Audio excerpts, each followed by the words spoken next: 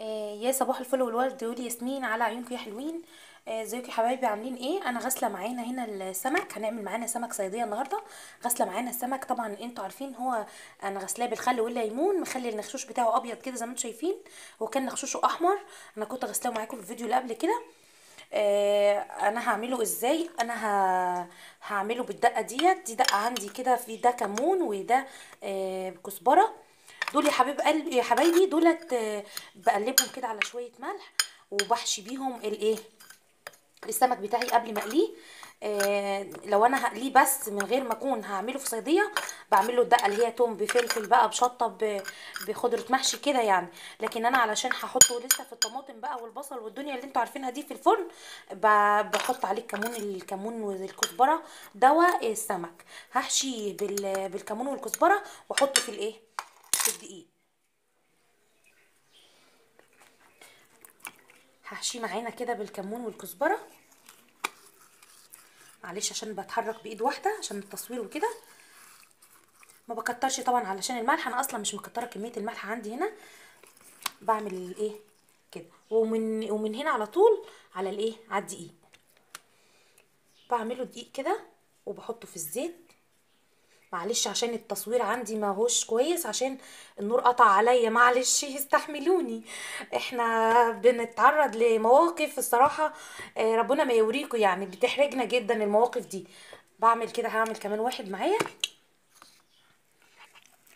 بحشيه من قلبه من جوه كده، بدعكه بالايه، بالدقه اللي انت شايفاها دي. قلبه ما شاء الله عليه فله فله. وايه، بحطه على الدقيق زي ما احنا شايفين كده اهو.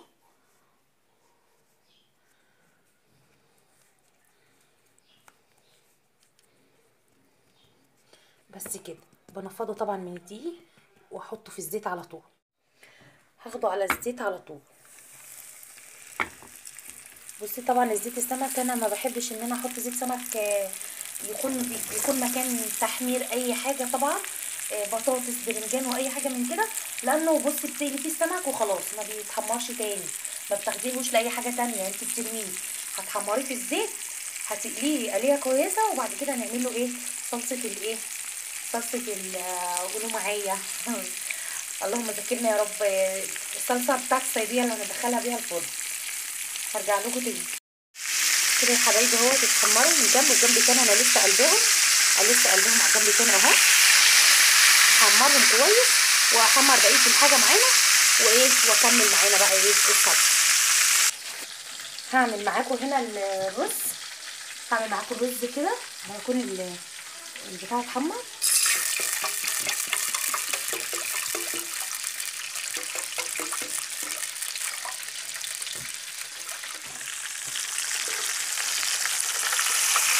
اتحمر من جنبنا اهو.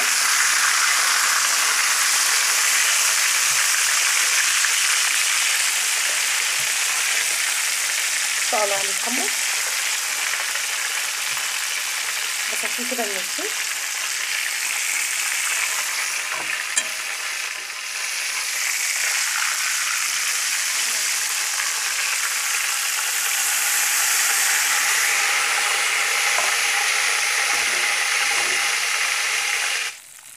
احط الجزء التاني كده، اعلي النار عندي.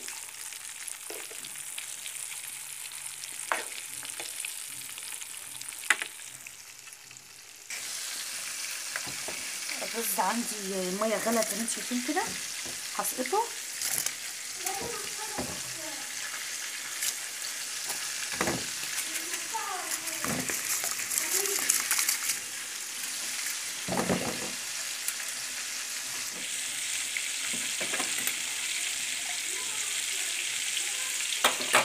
واغطي عليه بقى ايه لغايه ما يفوت، يبقى جاهز معايا. نشوف معانا هنا السمك اهو اتحمر. مش هقلبه الا لما يتحمر من جنب من جنبه يعني. لسه عندي هنا الزيت، هضيف عليه البصله. الزيت دوت بيكون هو الزيت اللي انا كنت محمره فيه. بصفيه طبعا وبقلله، بشيل منه شويه، وبحط فيه بصل زي ما انتم شايفين، مقطعاها كرانشات زي ما انتم شايفين كده. هقلبها معاكم وزي ما انتم عارفين طبعا ان البصل عندنا يعني كل ما يبقى كتير معايا في الصياديه ديت بيخليها طعمها جميل جدا. نفككه كده من بعض لغايه لما يتحمر معانا. هنسيبه لغايه لما يتحمر.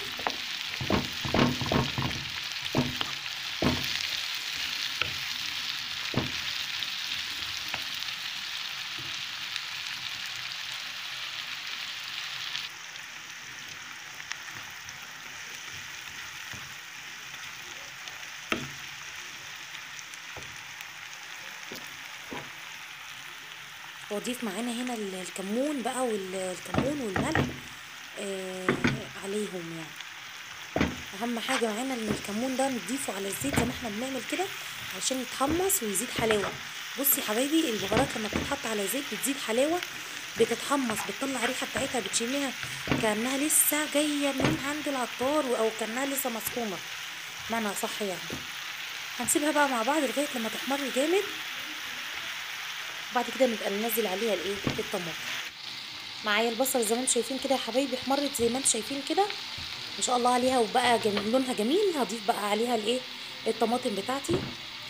الطماطم بتاعتي تقيله شويه، فانا بحب ان انا اجيب الطماطم بتاعتي كده، ما بزودش عليها ميه كتيره وانا بفرمها علشان تثبت معايا بسهوله يعني بسرعه.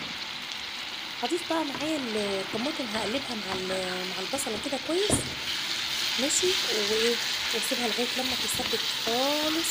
اغطي عليها وارجع تاني بعد ما تكون هي سبكت وبقت ايه وبقت جاهزه ان احنا ندخلها الفرن ونقلبها مع الايه مع السمك بتاعنا.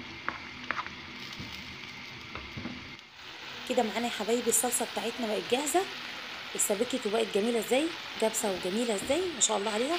هضيفها على السمك بتاعي اهوت، هضيفه عليه كله بالتساوي كده وايه، وبعد كده هقلبه. بنقلبه زي ما انتم شايفين كده يا حبايبي.